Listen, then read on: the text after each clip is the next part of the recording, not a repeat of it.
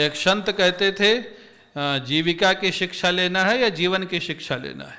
खाली जीविका की शिक्षा लेना है तो विदेश पढ़ाओ, और जीवन और जीविका दोनों की शिक्षा लेना है तो हमारी विद्या भारती के स्कूलों में पढ़ाओ, तो आपको पता लगेगा जीवन क्या होता है और जीविका भी मिलेगी, तो उसकी कोई समस्या नहीं।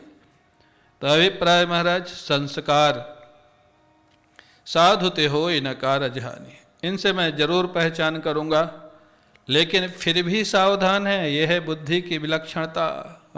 फिर भी सावधान है, वो स्वरूप में नहीं जाते हैं। अब एक वेश बनाना सिखा दिया सुग्रीव ने, ये तो कभी वेश बनाते नहीं थे। सुग्रीव के कहने से एक बार ब्राह्मण बने थे, फिर ब्राह्मण बन गए। विप्र रूप धरी वचन सुनाए, ब्राह्मण बन करके कहते हैं भाई देखो हम आए हैं जानकी जी का पता लगाने, भगवान श्री राम के भक्त है। वो महाराज जैसे श्री राम के भक्त सुना विभीषण तो दौड़ा, चरणों में लेट गया। आपने इतनी कृपा की मेरे ऊपर, प्रभु ने इतनी कृपा की, आज प्रातः काल ब्रह्म मुहूर्त में बिना किसी प्रयास के भगवान के परम भक्त के दर्शन हो गए। इससे बड़ी सफलता क्या होगी। यहाँ पर एक बार एक व्यक्ति ने पूछा राम किंकर जी महाराज से कि विभीषण राम राम लिखे था पूरे घर में और तुलसी का पौधा भी रखता था, तो रावण इसका विरोध क्यों नहीं करता था? एक दो वक्ता और बैठे थे, रामायण सम्मेलन जैसे था। राम किंकर जी महाराज तो बड़े गंभीर थे। उन्होंने पहले किसी वक्ता से कहा आप बताइए। जानते हो उन्होंने क्या कहा? वो वक्ता कहते हैं देखो, जब एक बार रावण ने पूछा विभीषण से कि तुम राम राम क्यों लिखे हो, मेरे दुश्मन है वो, तो विभीषण कहता है मैंने उनका नाम थोड़ा लिखा है, मैं तो रा से रावण, माँ से मंदोदरी, आप दोनों का नाम लिखे हो, आपका मैं तो आपका भक्त हूँ। अब ये जब समाधान वो वक्ता ने दिया तो ऑडियंस ने खूब ताली बजाई। राम किंकर जी महाराज कहते हैं मेरे को इन तालियों पे तो आश्चर्य हो रहा है, खुशी नहीं हो रही। अब ऑडियंस चुप। ऑडियंस सोचे लगता गलत ताली बजा दी। राम किंकर जी ने कहा आप लोग जानते हो रावण इतना बड़ा विद्वान था, संस्कृतज्ञ था। आज उसके लिखे स्तोत्रों का पाठ सन्यासी लोग हम लोग करते हैं। क्या रावण को कोई इतना बेवकूफ बना सकता था? विभीषण कह दे मैं रा से रावण और माँ से मंदोदरी लिखा हूं, तो फिर तुलसी का पौधा किस लिए रखा भाई? धनुष बाण भी तो बना हुआ था ना, रामायुध अंकित ग्रह, धनुष बाण भी बना हुआ है, तुलसी का पौधा रखा हुआ है। तो क्या रावण इतना बेवकूफ था कि विभीषण के इस बात को मान जाएगा कि रा से रावण माँ से मंदोदरी? अब ऑडियंस चुप, वो वक्ता भी चुप। तो ऑडियंस ने राम किंकर जी से पूछा तो आप बताइए, और राम राम कैसे लिखे हुए था? रावण के आधिपत्य में रावण विरोध क्यों नहीं करता था? राम किंकर जी महाराज कहते रावण बहुत बड़ा विद्वान था, बहुत बड़ा बुद्धिमान था, सारे शास्त्रों का जानकार था। शास्त्रों में लिखा है कि जैसे आप लोग सब धार्मिक लोग हैं, आप लोग पंडितों से अनुष्ठान कराते हैं, कराते हैं कि नहीं कराते हैं?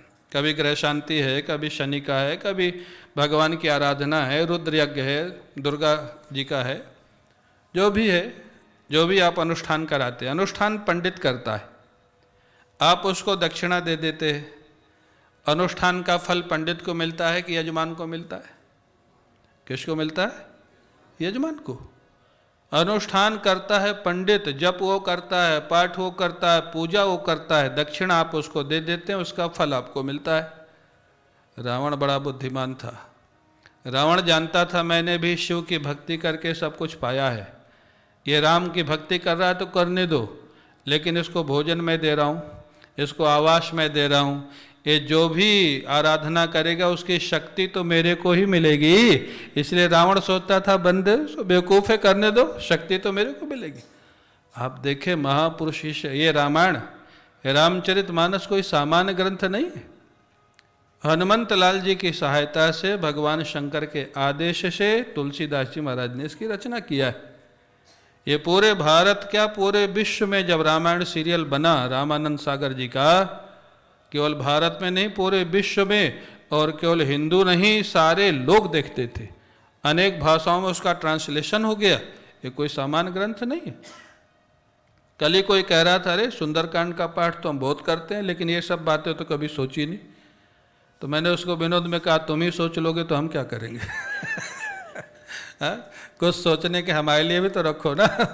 हाँ, महात्मा लोग वक्ता लोग जो चिंतन करते हैं, तो अभिप्राय महाराज अब तो आ जाए प्रसंग पे। वो रावण इसीलिए मना नहीं करता था, जानता था जो भी अनुष्ठान पूजा पाठ करेगा इसकी शक्ति मेरे को मिलेगी, मैं ही बलिष्ठ होऊंगा। विभीषण जी आनंद से कर देते।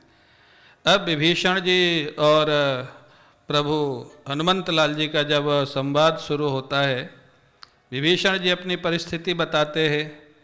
जानते हो मैं कैसे रहता हूँ, जिमि दशननमा जीभ विचारी, विचारा शब्द भी प्रयोग है और दृष्टांत बड़ा सुंदर दिया है। दांतों के बीच में जैसे जीभ रहती है ऐसे मैं लंका में रहता हूँ हनुमान जी महाराज।